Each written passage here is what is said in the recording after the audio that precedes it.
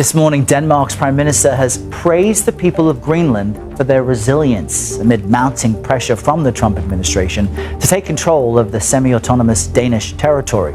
And the world needs us to have Greenland, including Denmark. Denmark has to have us have Greenland.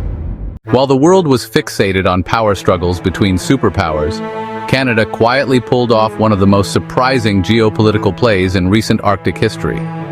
With a $3 billion mining agreement tucked under its belt, it stepped into Greenland, not with threats or fanfare, but with deals too strategic to ignore. The move rattled the balance of power up north, especially after a thunderous promise from President Trump in early 2025 to annex Greenland.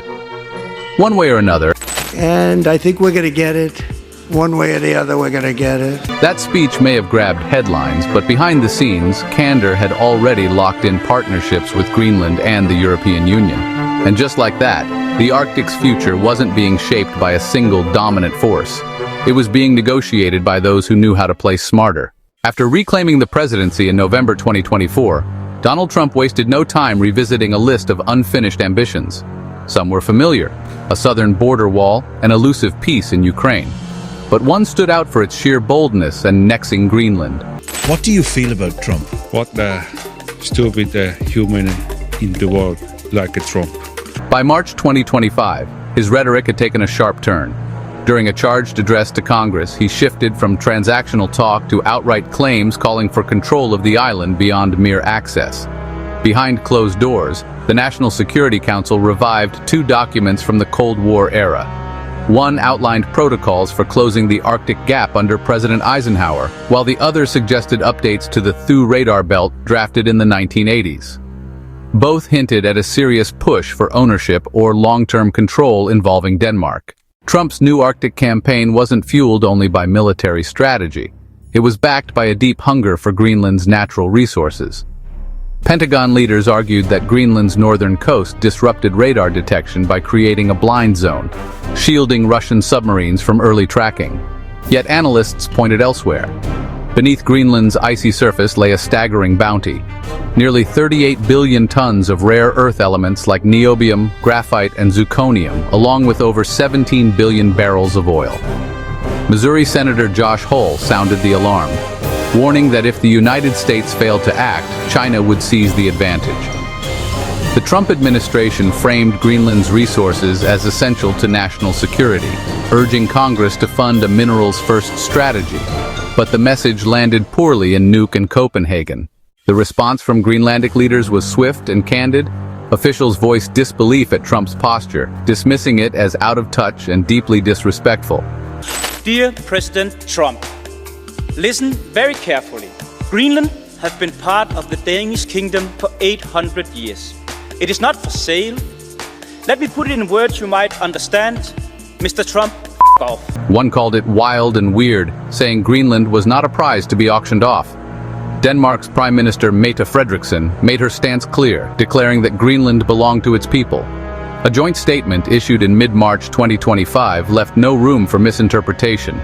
Greenland's coalition government and the Danish parliament rejected any discussion of sovereignty transfers and warned that any strong-armed tactic from Washington would fracture NATO cohesion. Though Greenland remains part of the Danish kingdom, it has steadily built its own path toward economic autonomy. In recent years, the island aligned closely with Europe, especially after the European Union passed the Critical Raw Materials Act in 2023. Two Canadian companies, Greenland Resources Incorporated and Amarok Minerals, led the way in what would become a $3 billion agreement that changed the Arctic's direction. Greenland Resources, originally focused on molybdenum projects in Ontario, saw a unique opportunity. With molybdenum becoming increasingly vital for high-strength steel and Europe's demand rising, the company shifted focus. In late 2024, it signed a letter of intent with the European investment bank's Green Fund, receiving support from Denmark's Export Credit Agency. By March 2025, Greenland's cabinet granted the company a 3-decade mining license. The OR would be sent directly to European markets, especially in the steel sector, leaving Washington sidelined and stunned. Meanwhile, Amarok Minerals, a Canadian-listed exploration firm with shares also traded in Reykjavik and London, resurrected the Nalunark gold project. The deposit had been idle due to logistical challenges, but fresh capital changed that.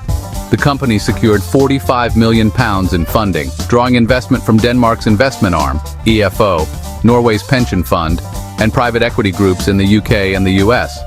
Ironically, while Washington's leadership pushed for annexation, American investors unknowingly helped Canadian firms take the lead in Greenland's mining future. The US position within NATO began to show cracks as this new Arctic alignment formed. Norway stood firmly with Denmark. Poland chose silence, likely to avoid disrupting its defense cooperation with Washington.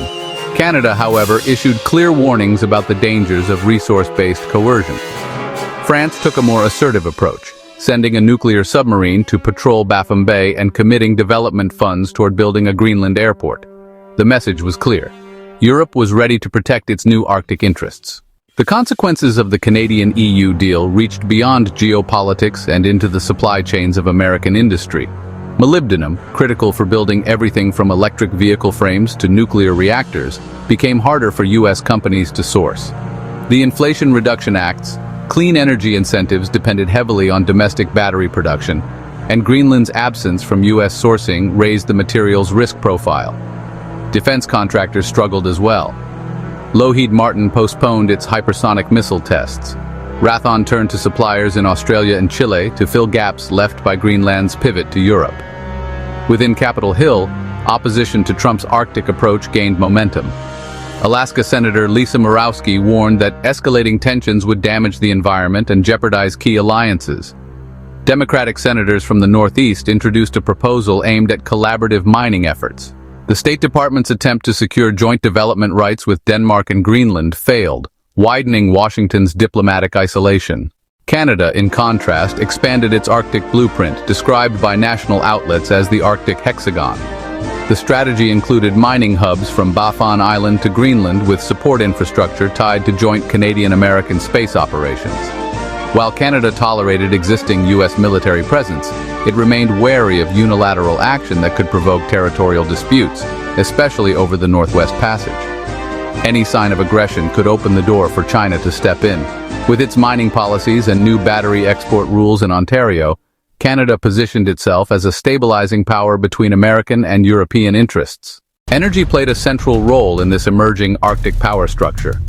Cedar Energy, a Canadian firm, held early discussions about launching a floating liquefied natural gas plant near Disco Bay, targeting Eurasian buyers.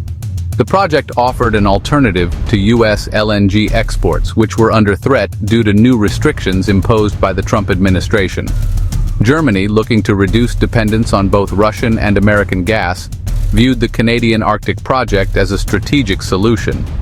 As the projects advanced and Greenland's economy began shifting, revenues from molybdenum and gold provided new funding streams, while byproducts like silver and copper supported the EU's Blue Hydrogen initiative. The financial structure ensured that Greenland's future fund grew alongside its industries, creating a stable platform for self-reliance without depending on any single global power. What do you think this shift means for the Arctic and the balance of power between old allies? Drop your thoughts in the comments. And if you're into stories like this, make sure to hit that subscribe button so you don't miss what's coming next.